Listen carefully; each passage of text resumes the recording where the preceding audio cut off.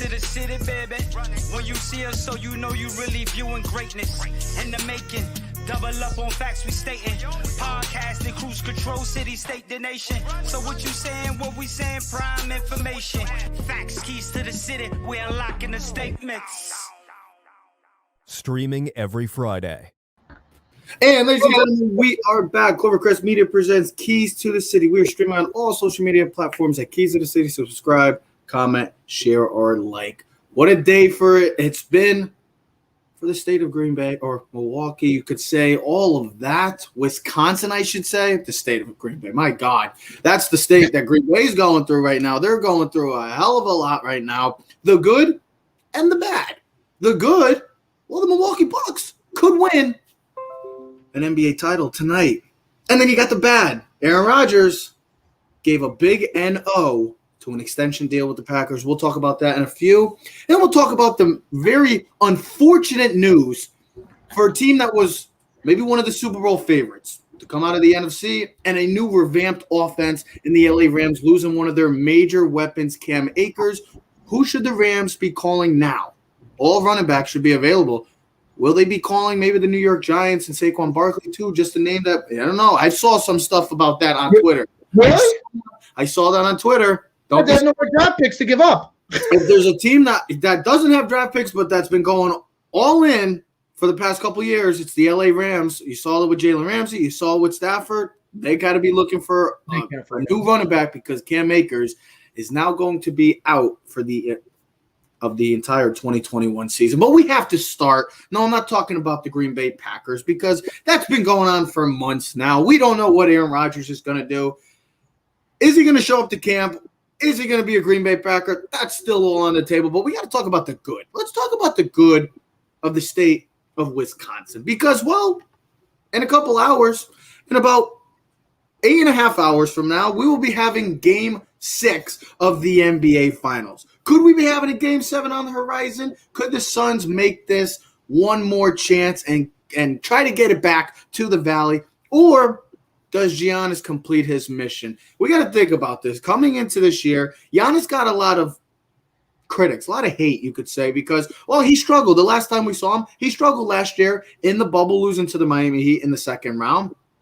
And then signing the extension. Maybe that's one of the biggest things that people haven't really talked about is that Giannis got a lot of backfire from people in the sports world because he signed that big mega extension with the Milwaukee Bucks. Well, he's just only 48 minutes away from winning his first coveted ring alongside with Drew Holiday and Chris Middleton, the Milwaukee Bucks version, I should say, of their big three. And those three have come up huge late in this series.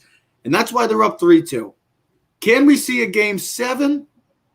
And if not, what does this do for Giannis as a whole in the picture of legacy and in right now the current state of the NBA? What are you asking me? I mean, what do you want? I mean, listen, this is huge. We know what it's – listen, anytime a team with a superstar of these caliber players and Chris Paul and Giannis – it uplifts their whole career. You know, we've had this argument on a bunch of things. Like Chris Paul is probably in general one of the best point guards we've ever seen. But what's going to be a knock on him is if he doesn't win a championship. And if his performance sputters out and they lose in Game 6 like it has for the first 5 games. Mm-hmm. If he wins, the whole legacy of Chris Paul changes. The narrative changes. That's just the reality of the world we live in today. You said to me the other day, if Giannis wins, is he the best player in the NBA now? And I was like, well, what about Kevin Durant?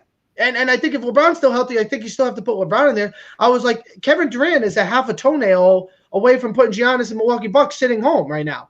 And the Nets are in the finals. So, you know, the whole narrative of the NBA playoffs could be drastically, and so could have the Suns.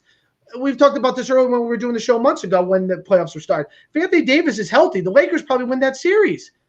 The Lakers win that series if LeBron. It's a whole. I mean, what if Kawhi's healthy and he doesn't hurt his knee? Yeah, but you have to take all that into consideration. Is it unfortunate that all these players, these big name players, I should say, went down? Yeah, of course it is. But this NBA playoffs has been incredible. I mean, the games have been great. The stars have come out, the younger stars as well. The future looks bright. That's what I've really seen from this entire NBA playoffs. But that's what happens. Injuries happen. You can't deny that. You can't. absolutely. I mean, injuries happen. They come. They go. Remember the NFL playoffs? Remember the NFL playoffs a couple years ago? Remember Brady was the only one, and it was Blake Bortles, Nick Foles, and Kirk Cousins. Case Keenum. Thank you. I mean, because of injuries, we talked about, did that hurt the NBA NFL playoffs? I mean, of course, you want to see the superstars like we saw this year, Rodgers versus Brady. But hey, it is what it is. We still got a great Super Bowl. And hey, look at the Eagles beat the Patriots. With that being said, I sent to you a text before. This is a legacy game for Chris Paul. I really do believe it. His narrative and is always fallen short or has got injured when the games that matter most for his team. If they lose Game 6 and his performance continues to be what it has been for the 5 games, it's going to hurt his legacy. I also think it's going to hurt the opportunity for him and the Suns to resign. Because if I look at this, if I'm the Suns, I'm like, all right, I got a really good young team. Do I really want to spend 3 or 4 years on a guy who he looks old now? He looks old, and this is what you'd be paying for him. You're not paying for him during the regular season. You're paying him for crunch time. You're paying him to get you the NBA Finals. And you could see with Drew Holiday's defense, he's wearing him out. He looks old. He looks older than what he had normally played in the first 3 series. If he doesn't play up to his performance, it's going to greatly hurt Chris Paul. He'll still be considered a great player. He'll still be a Hall of Famer, but your perspective on him from the outside world will probably be a little bit different. And it's going to be, well, hey, he couldn't come through again in the clutch because that's business. And if he can come through and he can force a Game 7, because I think he's the biggest factor tonight. We know it. He has to be. He has to be better than Middleton because Devin Booker, for the most part, points-wise, has matched Giannis. He has played up to the standard that it's over-succeeded a guy who's playing in his first playoff. This is a legacy game. This is a historical game right now. You're talking the first time in 41 years the Milwaukee Bucks could win a title. Last time since Kareem Abdul-Jabbar. Does this set Milwaukee up for a dynasty future? Can they keep the big 3 together with Middleton and Drew Holiday? Can they continue to grow? Giannis is only going to get better. Man, what is this? What is this? You can win a title. It builds confidence. And I think they had Drew Holiday Middleton on, and he spoke about how the past 2 years, how they went out really greatly affected them, and how this season they really wanted to push through, and it helped them in this playoffs. Because think about it, they were down 0-2 against the Nets, they were down 0-2 in this series, they were down 0-1 against Atlanta. So for their ability to come back and win and be able to win 4 straight and win the title in Milwaukee, it speaks to the volume of how well the Milwaukee Bucks have played and how well they've come together. And I think that's a big deal to talk about because we don't nowadays in a lot of sports, we don't see the L word. We don't see loyalty. And what Giannis doing, what he did last year, and like I said earlier and early in the show, is he got a lot of backfire. Why would he sign the extension? It's stupid. It's Milwaukee. They're not going to get any big-time stars. The market's small. It's like it's the Green Bay Packers. That's what they are. Green Bay Packers. You know what it is? It's the San Antonio Spurs. The Spurs. Yeah, okay, no, but I'm talking about, and they're literally like the Green Bay Packers in the sense of the NFL because it's Green Bay. They don't attract superstars. They're not the Lakers. They're not the Knicks. They're not the Bulls. They're not teams like that. Well, the Knicks ain't attracting no one either. Well, but now you never know. But all I'm trying to say, it's still the Knicks. It's still the market. It's still in the sense of everybody looks at when they're a free agent, the New York Knicks, teams like that are always on the list. No matter what, no matter how bad they are, they're always on the list because it's the name. Milwaukee doesn't come to mind. So for him to take that mega deal and also to re-sign Drew Holiday to a big extension, keep Chris Middleton, that says a lot of Giannis or who he is as the person. And if you saw the other day with his whole comments and his pride and stuff and his ego and stuff, it just feels like, and I was saying it, there's great players, there's good players, there's guys that you root for, there's guys that you don't root for in sports. Giannis is one of those guys. He comes off as just, man, how can you not like the guy? He's doing something that doesn't happen a lot now in the current NBA league. It just doesn't happen. It's all about who's going to make this super team, who's going to transfer to this, who's going to get traded, who's going to sign here. I mean, Giannis is trying to do it the old way. I mean, he's staying there. He's not going anywhere. And for him to be 48 minutes away and this Milwaukee Bucks team and franchise, it's awesome to see. It's incredible. Yes, you could give away the injuries. It happens. It happens in every sport. It happens in baseball. It happens in hockey. It happens in soccer, football. It happens everywhere. What's the difference here? Because the superstars, it's the NBA and the superstars run the league. Who cares? It happens. He's been dominant though. My thing is that every series he's played in, he's been the best player in the series, maybe with the exception of him and KD going back and forth of who was that. That's how good he's been. And to see him only 40 minutes away from winning a title, the way he's done it the past year, nothing but bravo to him, because it doesn't happen now in the NBA. The rarity of seeing a player stay loyal to his team and to sign that extension and say, guess what? I'm going to try to do it the old style way. I'm going to win it myself. I'm not going to ask, oh, yeah, let's get everybody together and let's get the band and let's go win a title like that. No, that's not how it should be. And good for Giannis for doing that. And he's only 48 minutes away from winning a title. And Drew Holiday, Chris Middleton, those guys, I've been saying it. Giannis is going to do his thing, but it comes down to Drew Holiday and Chris Middleton. And they did it the other night.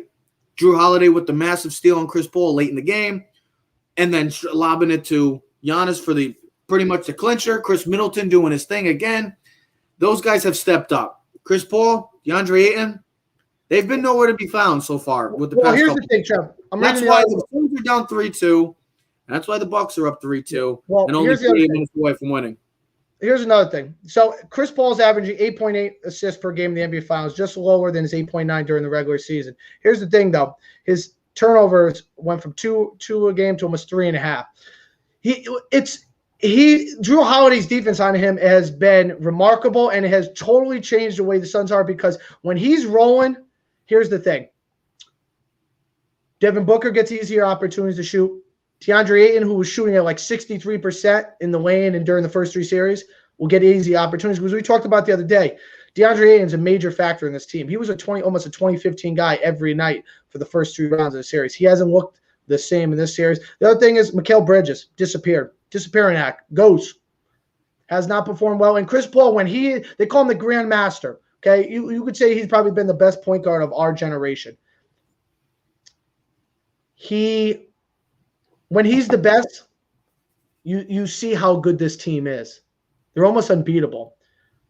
But for the Suns to win, it's going to come down to him. This is what it's all about. This is the difference between being a star and a superstar. This is the difference.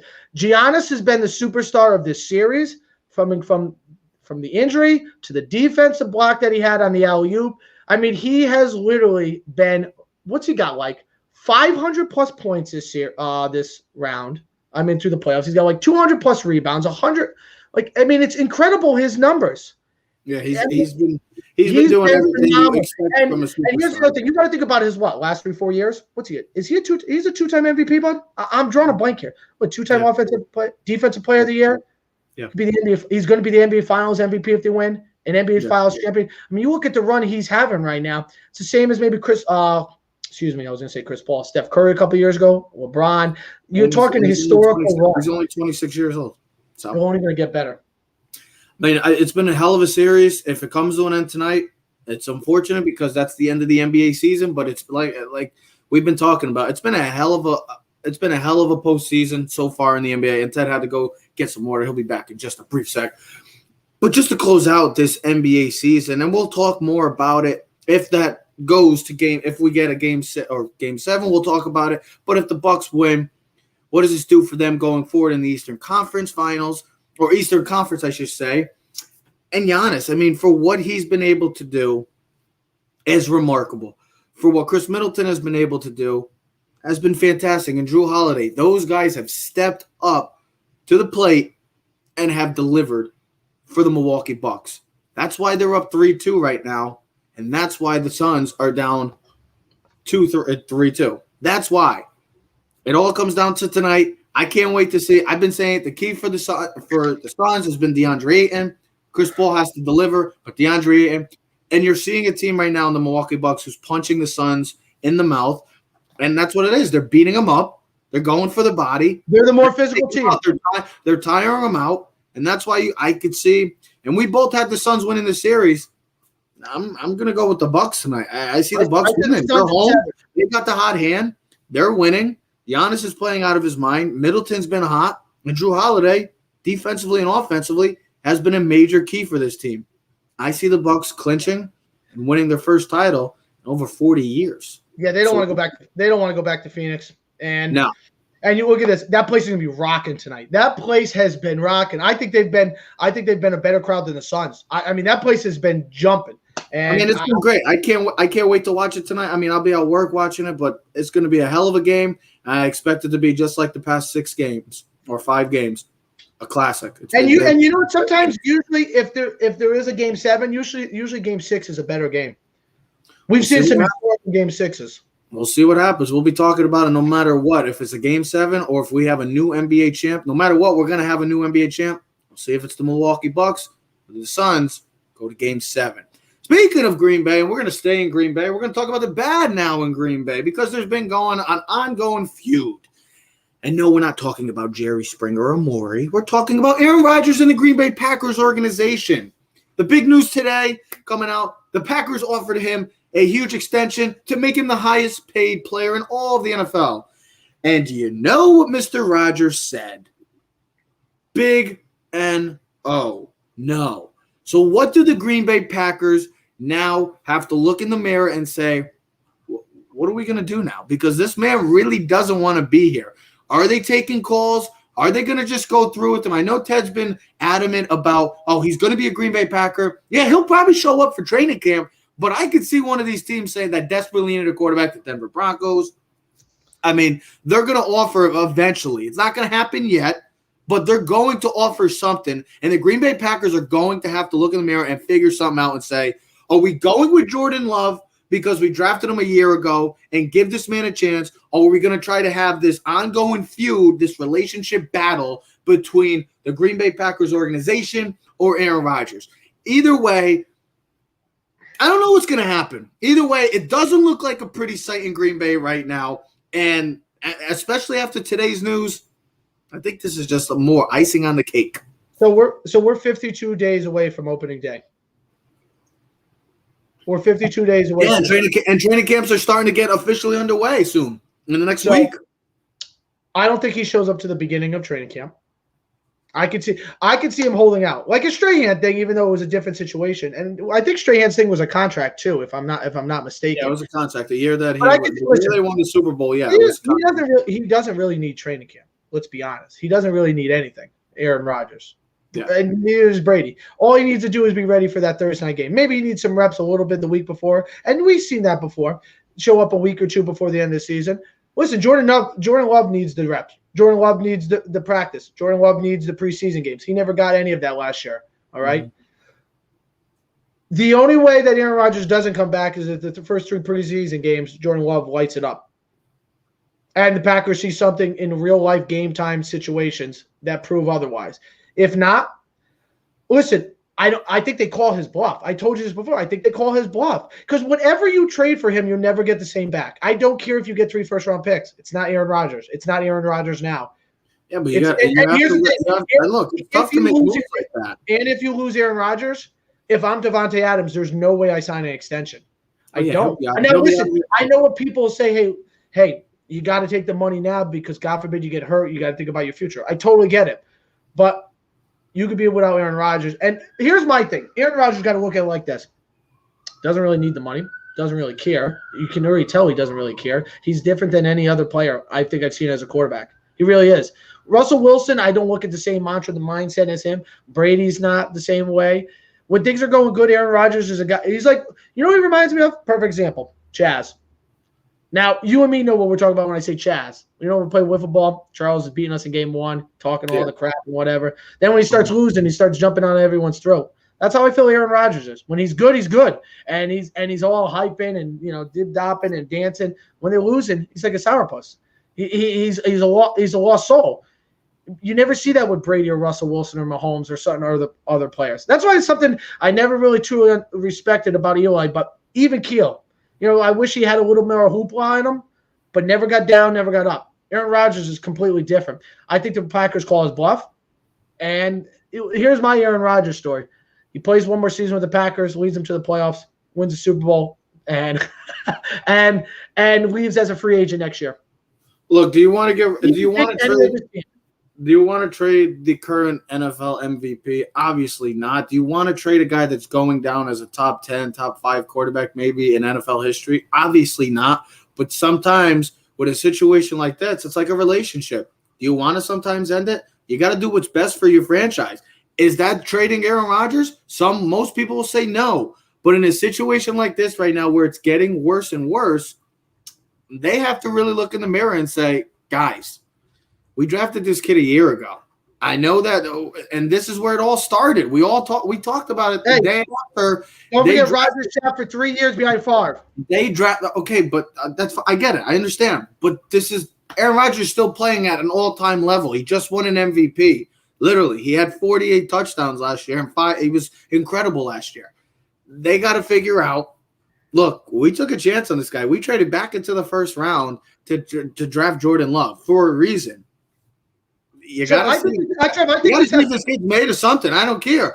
Do you want to see with Aaron Rodgers? Do you want to not? Do you want to see him on another team? I don't think this is fully about Jordan Love. I think that's if you were breaking it down, honestly, I think it's 30% Jordan Love, 70% coaching and organizational problems. I'm telling you, I the more you read and listen about it, it has nothing. Because here's the thing, it's not about the money. It's definitely not about not getting underpaid. Because they just offered him a 2-year extension when made him the highest paid quarterback in the league. It's not about the money's the last thing. It's not about Jordan Love. I think this is more about Matt LaFleur. I think that when we talked about last year, why they kicked the field goal and didn't put the ball. Why, you know what I mean? Mm-hmm. Why you would not put the ball in the MVP's hand. I mean, that's like telling Jordan, don't take the last shot, settle for a layup. That's just not how they play the game. We said, well, how do you not give him at least an opportunity for it? If he doesn't get it, so what? You're right there. Your defense is playing great. You think Rodgers? I think organizationally, he's been, like you said, a relationship. It's been boiling, and I think this is the tipping point. I mean, Rodgers is not like any of these other guys. Like, if he doesn't want to play, I can see him just being like, I don't really give a crap. You guys want to play this game? You want to think I'm screwing around? You keep saying he's going to call his bluff. I don't think Aaron Rodgers gives a hoot, man. I really don't. He doesn't care. He will when he has to pay back $36 million. When he does, if he sits out the whole year, he wants. The man's going to be on Jeopardy soon. But imagine working all year and then, Jeff, we're going to ask you for $20,000 back. He has to pay back $36 million if he does not play. You think he wants to give money back? No one wants to give money back. It's not like he's losing it. And when the Green Bay Packers are god-awful this year because Aaron Rodgers says, I don't really care, they're going to have to do something. Well, here's the thing. Because the money, you already know that it's not about the money now. Well, here's a perfect example. He doesn't play, right? Week 2, week 3. Remember, Emmitt Smith set out the Cowboys season until week 4. But that was about money. That was a money thing. I know. This has nothing to do with money. What if week 4, a major quarterback gets hurt? Someone gets hurt, right? Something happens because it always does, right? Then the move gets made. I think I think he gets traded before the season. I'm trying to think what would be a team. 52 days. There's still a lot of. It could happen at any moment. I'm trying to think. I just see what this happening with him saying no to this contract extension. Just speaks volumes. It just shows that this man really don't want to be in Green Bay, just like Deshaun Watson really doesn't want to be in Houston. These guys just don't want to be there anymore. They want to go somewhere else. And if that means a change of scenery, they want to do it. But they got to do what's best for them. The Green Bay Packers got to start figuring out what's best for the Green Bay Packers. I know it's not trading Aaron Rodgers. That's not the first thing that comes to mind.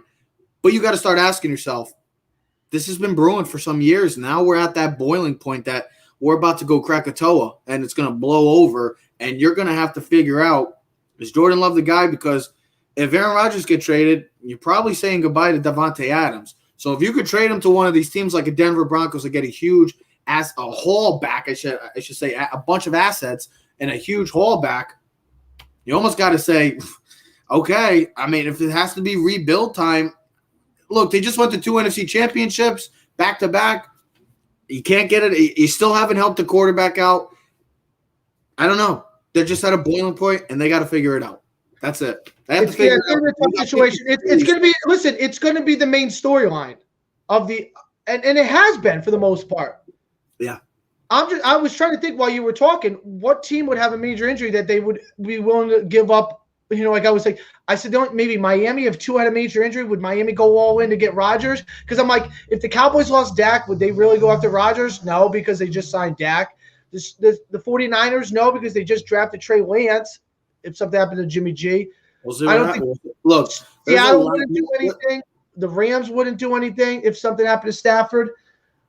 There's a lot more that's going to happen, and this is just a sign pointing in more of maybe a clearer direction this morning of him declining and saying no to the contract extension. Maybe it's a clearer message that Aaron Rodgers ain't messing around. And in Green Bay, if Ted, as according to Ted, if you want to keep playing your bluff, guess what? Go ahead. Aaron Rodgers is going to keep saying no and do his own thing. I don't think he really cares. Plain and simple. But let's close out with the show. We'll talk more and more about this because this is going to be an ongoing issue and an ongoing story in not just the NFL world, but the sports world. Let's close out with this because this was also some major news this morning and an unfortunate breaking news because the LA Rams coming into the season, well, they got the new look last year. They got the new quarterback, Matthew Stafford. They got all these great pieces. The Super Bowl's at their place this year. Super Bowl aspiration, Sean McVay. Here we go. The Rams look like they're going to be the favorite in the NFC West. And then a major blow happens this morning as they're maybe one of the younger star running backs in this league, Cam Akers. A lot of people high on him. I was expecting him to be huge things this year with that team. Too. And now his season has come to an end with the worst injury in all of sports, a torn Achilles injury suffered by just working out. Very, very unfortunate for this LA Rams team because he would have been a major, major focal point in that Sean McVay offense. And with Matthew Stafford, with that receiving core and that good running game now, or I should say once great running game, this was going to be a very scary, scary team in the NFC and in the NFL. But who should the LA Rams be calling now? Is it former LA Ram and St. Louis Ram, Todd Gurley? Maybe Le'Veon Bell? Do they call up some teams and saying, look, we got to go trade for a running back? What do the LA Rams do? Because this is a team that we've seen in the past years. They don't really care either. They're going to go all in. That's why they don't have draft picks until 2024 or maybe even more. I think it's 2024 or 2025. They don't have a first-round draft pick. So they don't care about going all in, about trading away their future. They want to win now, and I think this is another maybe now move. Who should the Rams, I should say, be calling now after the unfortunate news of running back Cam Akers going down with a torn Achilles?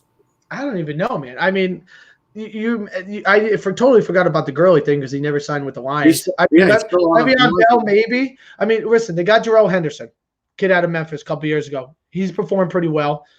We've noticed that running backs for the Rams, whoever they really put in, do well. Remember Malcolm Brown has done pretty well. Yeah, Malcolm Brown.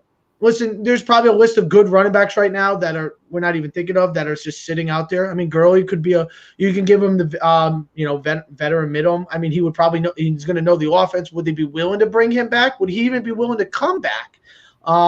He's not going to be the feature back. Whoever they call is not going to be a feature back. This is going to be like the 49ers a couple years ago where you had like different running backs every week. You know what I mean? Who do you go grab?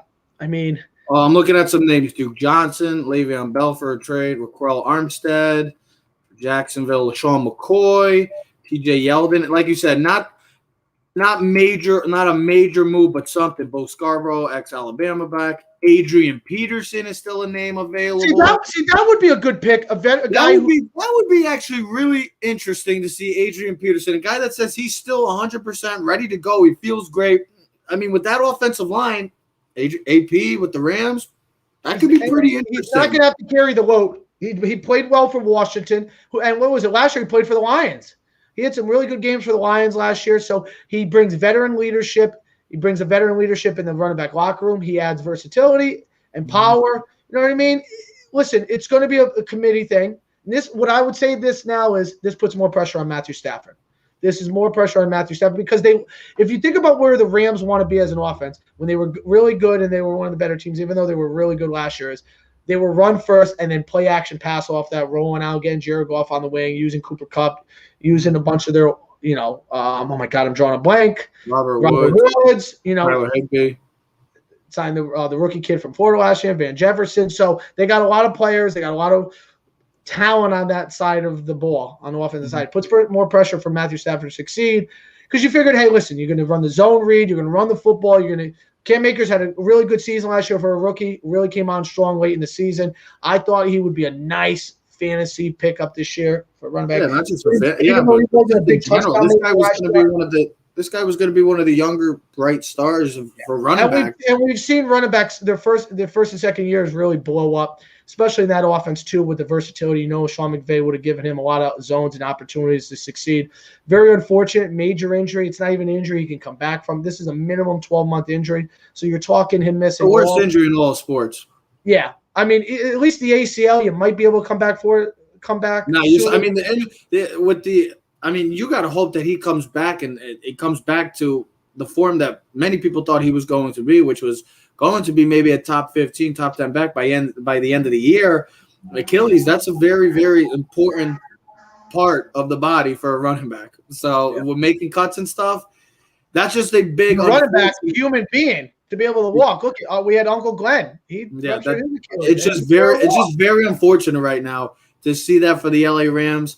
But they got to go back to maybe the drawing boards and figure out there's still some nice names out there running back wise. Do they go look for Adrian Peterson, Le'Veon Bell, LaShawn McCoy, or do they go make a trade around the league for one of these running backs? All in all, we're talking NFL football. It's right around the corner. We got a lot of football. NBA could be coming to an end tonight. So that means that's one less sport that, we got to wait a little to talk about. But that means more NFL and baseball. We'll be talking about the New York Yankees at the end of the week with D. Joseph Aguirre. And then we will also, I talked about it last week, we will also be giving our three, we started last week, top 10 quarterbacks. This week is our top 10 players that face the most pressure in the entire league. It could be any player could be quarterbacks, it could be running backs, it could be any position. But us three, Joe, me, and Ted, will give our top 10 players facing the most pressure going into the 2021 season. Could there be two Giants on that list? We'll talk about that. There's a lot going on right now in sports, but I can't wait. Great night tonight, NBA Finals, ABC, 9 o'clock. Stay tuned. Could the Bucks win, or do we get Game 7? We will see. We'll be back Friday. The Yankees got a big series against Philly tonight, 2 games. So you got to keep the momentum going. Got to continue to try to win. Won the series against the Sox finally. See how they bounce back against the Philadelphia Phillies. But we'll be back later in the week to talk about all of it on Keys of the City. We are streaming on all social media platforms at Keys of the City. So subscribe, comment, share, or like. Clovercrest Media presents Keys to the City. We are out. Yeah. Keys to the city, baby. When you see us, so you know you really viewing greatness in the making. Double up on facts we stating. Podcasting, cruise control, city, state, the nation. So what you saying, what we saying, prime information.